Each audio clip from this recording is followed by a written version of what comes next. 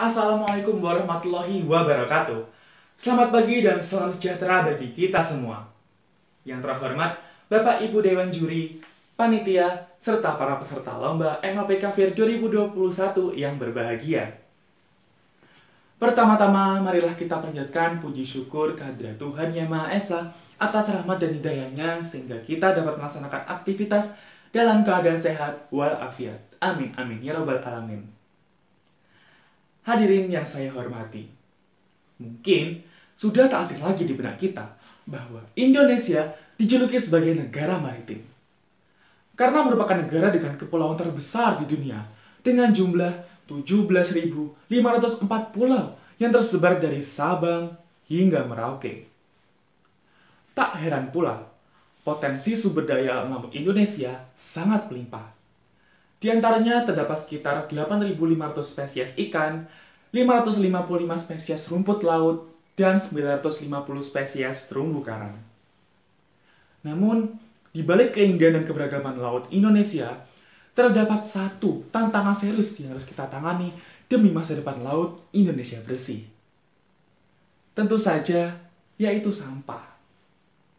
Bukan hal yang mudah bagi 270 juta jiwa penduduk Indonesia untuk tidak menghasilkan sampah, terutama sampah plastik. Karena memang, seiring berkembangnya teknologi, masyarakat cenderung berorientasi kepada barang atau produk yang pengemasannya praktis dan instan. Sampah plastik yang materialnya berasal dari bahan kimia setidaknya membutuhkan waktu minimal 20 tahun untuk akhirnya dapat terurai. Lalu, seberapa besarkah ancaman sampah plastik bagi kelestarian ekosistem di laut? Tentunya sangat besar. Nasib yang diderita oleh ikan-ikan dan biota laut lainnya sangat terganggu.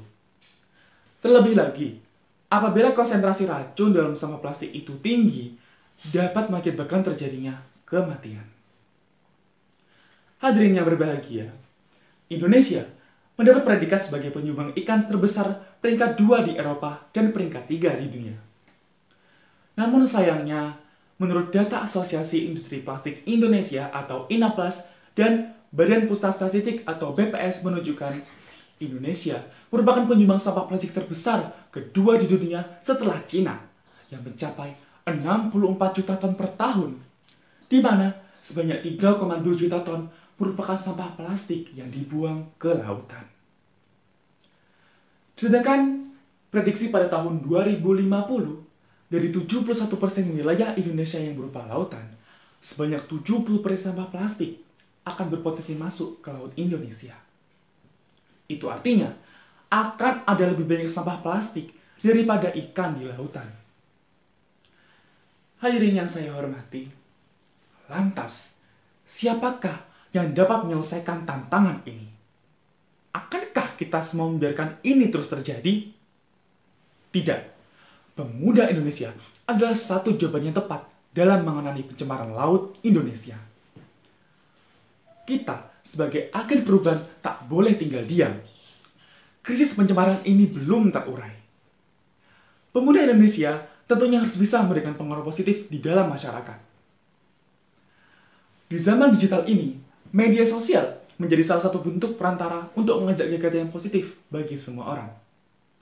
Solusi dapat dimulai dari mengadakan penyuluhan online tentang pengelolaan sampah 3R dengan visualisasi yang menarik, sehingga tak terkesan bosan maupun monoton. Dan tentunya, penggalangan dana yang diadakan oleh para organisasi pelindungan laut seperti di Ocean Cleanup dapat diaplikasikan ke media sosial dengan tujuan mendukung program-program menuju laut Indonesia yang bersih. Lalu, bersama para influencer media sosial dan komunitas pencinta alam seperti Indonesian Youth Marine Debris Summit atau IMDS, kita dapat berkontribusi bersama-sama membuat konten positif tentang isu-isu permasalahan sampah, serta mengeksplor daerah-daerah yang rawan akan sampah plastik.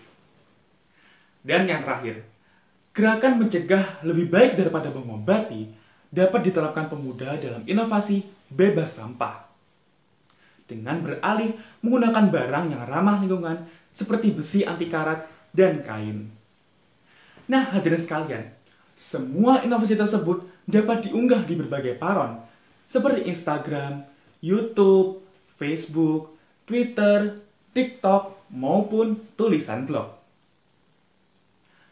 Hadirin yang berbahagia, sudah sekarang saatnya pemuda Indonesia bangkit dan bergerak menjadi agen perubahan demi laut Indonesia yang bersih.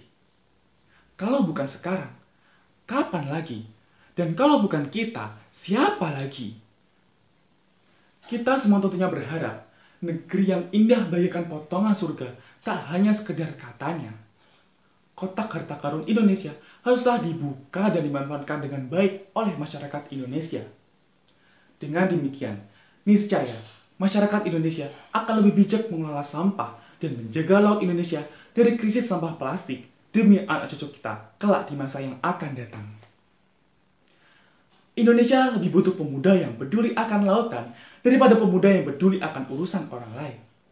Karena sejatinya, lautan bukan tanggung jawab aku dan kamu, tapi tanggung jawab kita bersama. Saya kira cukup sekian dari pidato saya. Semoga apa yang saya sampaikan dapat bermanfaat bagi kita semua. Apabila ada salah kata maupun ucapan yang kurang berkenan di hati hadirin sekalian, saya mohon maafnya sebesar-besarnya. Selamatkan laut, selamatkan Indonesia. Wassalamualaikum warahmatullahi wabarakatuh.